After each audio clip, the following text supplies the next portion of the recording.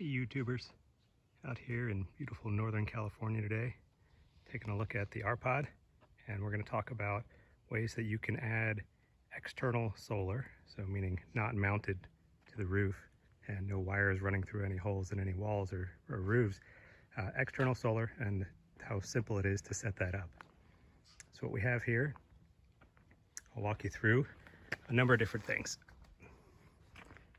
We have two batteries on our R-Pod, and they're wired in parallel. So they're each 12-volt batteries, and since they're in parallel, the voltage is also 12 volts. You just double your capacity.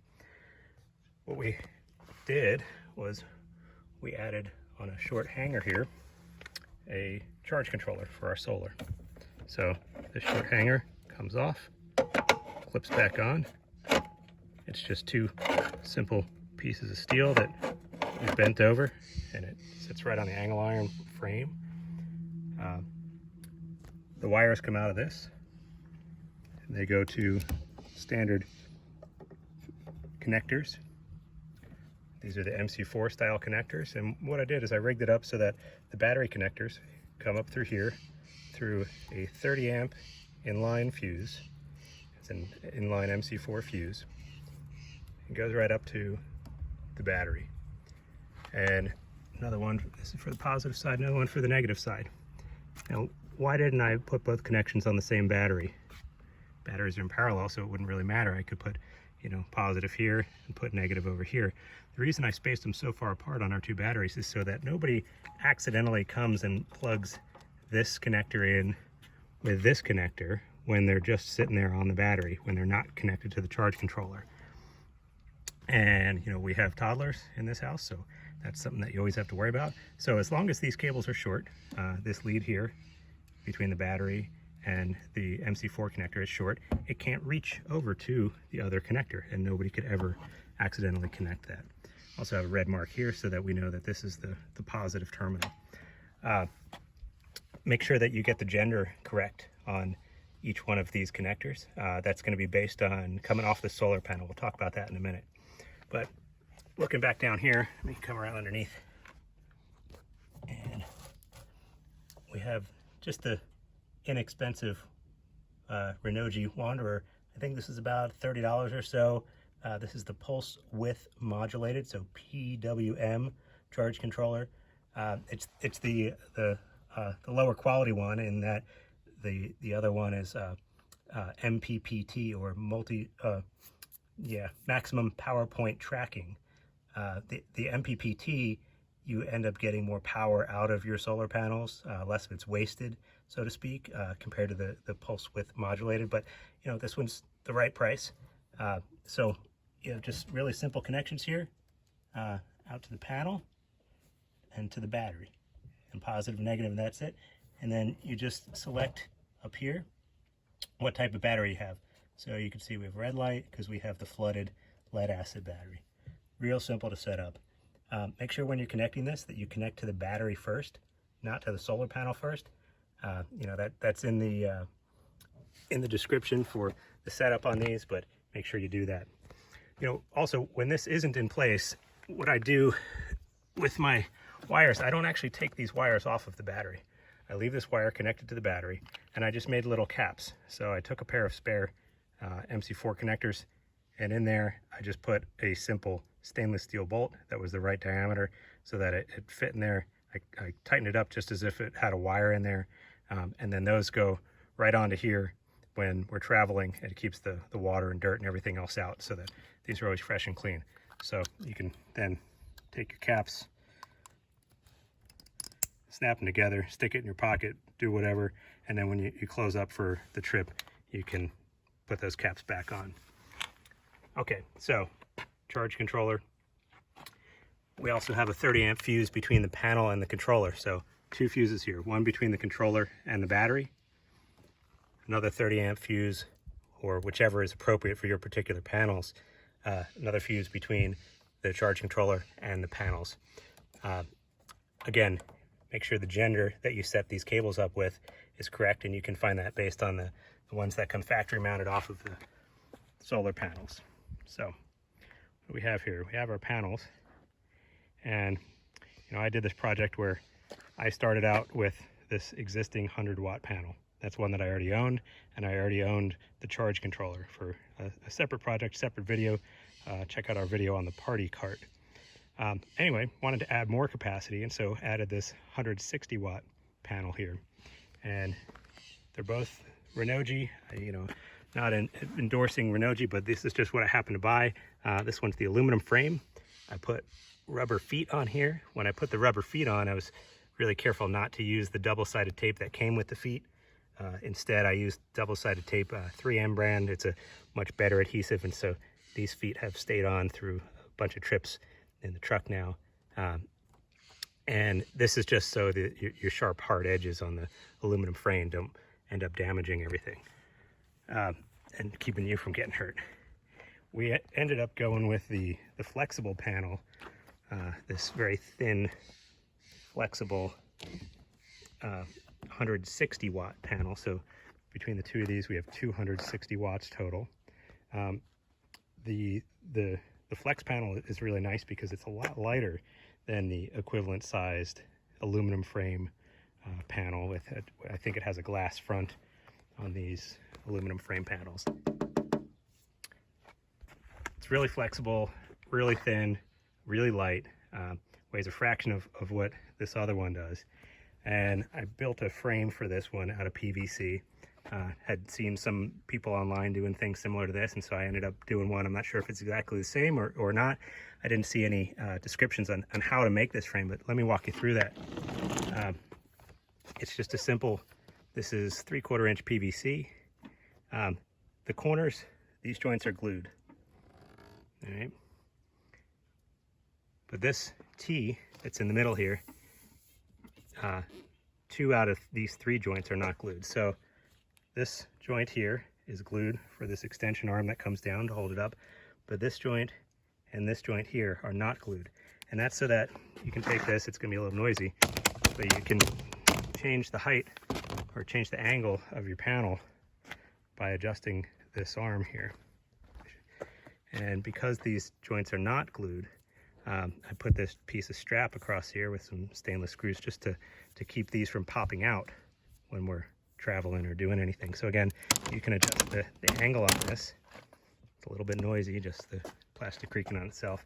And then I just have some paracord that's tied off underneath there, and there it goes through a hole here.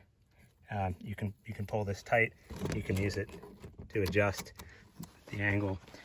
If it's a windy day, you can put rocks on here, rocks up at the corners as well. It holds itself down really well. So really simple design, really easy to do. And one of the tricks, actually, let me show you that. When you go and choose the length of this arm, it's a little bit stiff, I think, from sitting out in the sun. When you choose the length of this arm, choose it such that it's just a little bit long. It's just a little bit longer than the width of the frame. So this clips in down here, and if you can see it, it's just a little bit longer, and it just snaps over that edge. Try that again with one hand. It just snaps over the edge, and the way that I cut the edge on this one, so there's that little lip, and that lip's also nice because it's going to dig into the sand or into the dirt, wherever you might be, to help hold this position. So that's the leg adjustment. And I built a really simple leg for this as well. This one is this one's pretty simple. Just bolt a hinge on there. Cut it to the right length so that it doesn't get in the way. And this closes down below it. See, it has clearance here. And this is an adjustable slot. This, I think, was just for a lock, this hinge. And bolted that on. This is just a piece of molding. and cut it off at a 45. And again, that's so that this digs into the sand or into the dirt, wherever you're at. And again, this is a piece of paracord.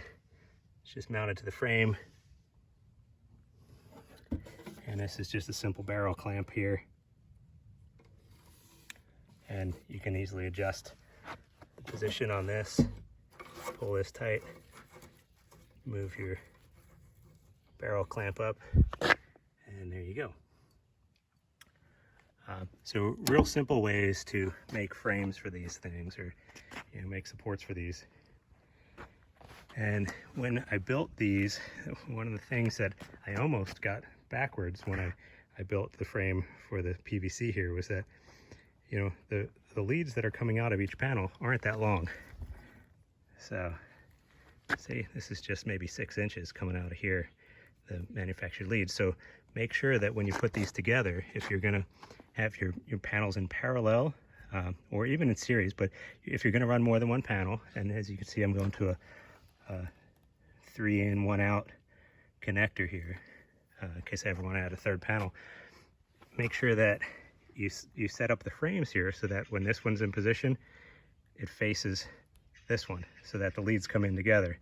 If you had built this so that the panel was the other way, so that the leads were coming out the other side, you'd need to have a jumper cable to connect the two panels together to the main lead to go back to the charge controller.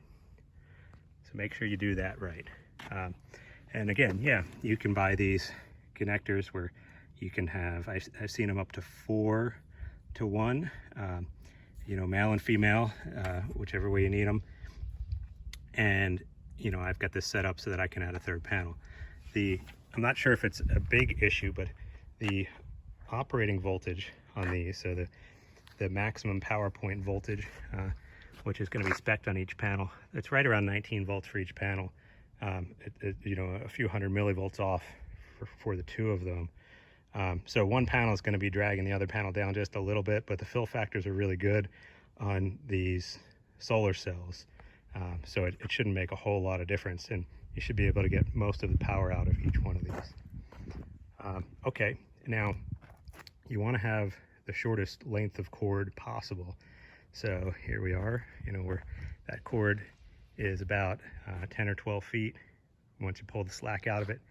And that means that you have, 10 or 12 feet up, 10 or 12 feet back. And sometimes you need longer than that. As you can see right here, we're kind of parked in the shade, and the solar panels are out in the sun. That's a good thing. That's what you want. But sometimes you need to put the panels further out. So what I did is I made a couple extension wires. And again, these are just basic MC4 connectors. It's all this, I should say, all the wire that I have is number 10 wire. I had a spool of number 10 wire, and so that's why everything's the same color, and I put marks on them.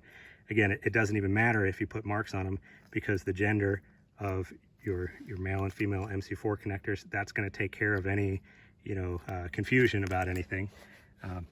And so these short extensions, what you can do, I have one, I think this one's about 5 feet, this one's about 7 feet, and then again this one's about 10 or 12 feet, and you can have added extensions if you need them. So with these short extensions, if for some reason I needed to move these two panels further away from each other, I could move this one over a few feet by putting a short extension in, coming back into the group of 3 connector, and then running down to the charge controller. If I needed to move these panels further away from the RV itself, then I could just add one of the extension leads to the main cable, and keep moving it further and further away. And the nice thing here is that, yeah, sure, you say, well, why not just have a 30 or 40 foot long lead to begin with? Well, because as you get longer leads, you're going to have voltage drop across there, and so you're going to be losing power. So current squared times resistance, that's how much power loss you have in the wire. So I squared R is the formula. And we're not talking about a lot of power loss, but we are talking about some power loss, a few watts. And it depending on how much power or how much current you're pushing through from your panels, you could be losing something like 3 or 4% of that power, which in some cases could be a few tens of watts, which is pretty significant because you're paying a lot of money to get every watt you can out of these systems, and that's what you really want when you're out boondocking. So that's why I have these different leads, and you can kind of pick and choose and put the shortest one in there. You know, some days you might be able to stick the panels just right here, right next to the front of the RV if you're out in the desert, depending on the orientation that you've parked in, and you might be able to just use the short, 5-foot lead. Other days you're going to be maybe in the woods, and you might need, to really stretch it out and put it far out away from the RV. So that's why we have different options, which is good.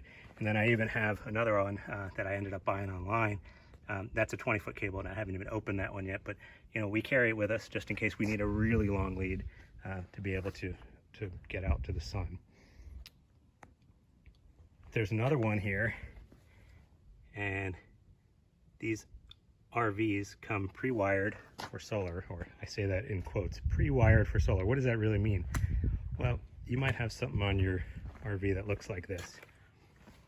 Solar on the side, rated for 20 amps, and it has a little connector like this. Okay, I called the factory and I said, what is this? I said, it's just number 10 wires that run to your battery.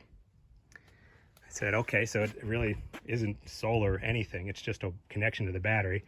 And for some reason, the batteries are up front and they put the solar on the side all the way in the back. So you have an extra long run of wire. Again, more voltage drop, more power loss in there for no reason. If I were working at the factory, I would think that they'd just, put it right here on the side. And then you have a really short run to your batteries with the shortest length of wire, because they don't know where you're going to put your solar panels. But the way that I have this set up, because we have a portable charge controller, we can just pick this up, move it wherever we want. If for some reason we need really, really, really long extensions, and if the power were, or if the sunlight were way off the backside of the RV, we could use all of our extension cables and take the charge controller and move it back here and plug it in there. But in order to do that, you need to have the right adapter.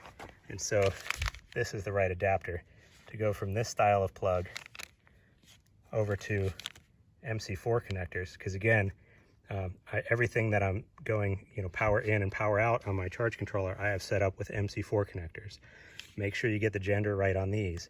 Go around with your voltmeter, check the potential, find out which is positive, which is negative on the RV itself, and then make sure that, you don't get confused. It's easy to kind of, because this is a mirror image of what's in the RV, don't get things backwards, and double check everything before you make a connection so you don't end up damaging any of your electronics. So with this, we can then connect to the back side of the RV, and then essentially we get an extension wire that's also the length of the RV. So that's what we have for our setup. Hopefully this helps you guys.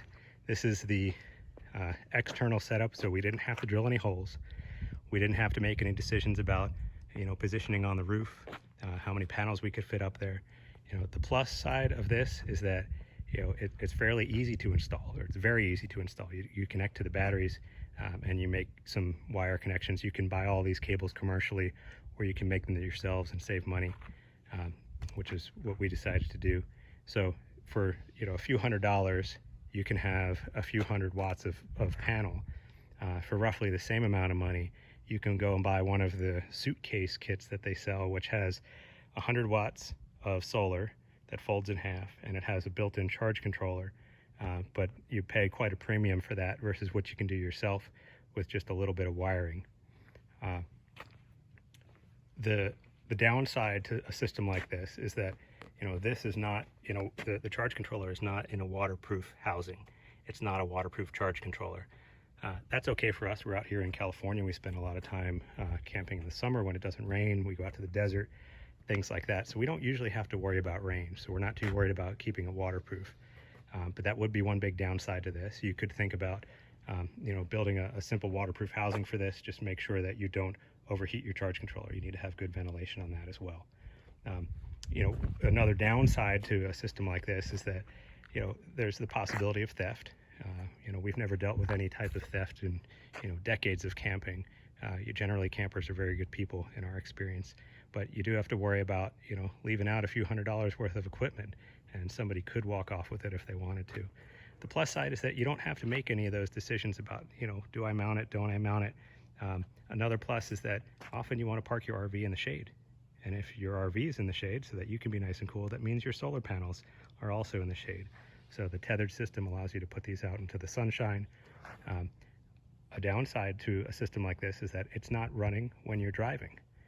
The number of amps that we get through our regular cable coming from the trailer hitch connection, I think we only get a couple amps through here, maybe 6 or 7 amps is kind of what I've read online, which isn't quite enough to run our DC refrigerator when we're traveling. So between the batteries, you know, some juice coming from the battery, some current coming from the batteries, and some current coming from the truck when we're running, the batteries end up dropping just a little bit after we've been driving for the day. So if you do have panels mounted up on the roof, that's a nice thing in that you're going to be getting power out of them all day when you're driving. But again, pros and cons to these things, and everybody has a different situation. I think what we're going to do in the long term is we're going to mount 1 or 2 panels on the roof, and then we're going to keep some on a tether so that we can have the best of both worlds. And if we need a lot of power, we can put everything out. But hope you found this video helpful. Please remember to like and subscribe, and we'll see you again soon.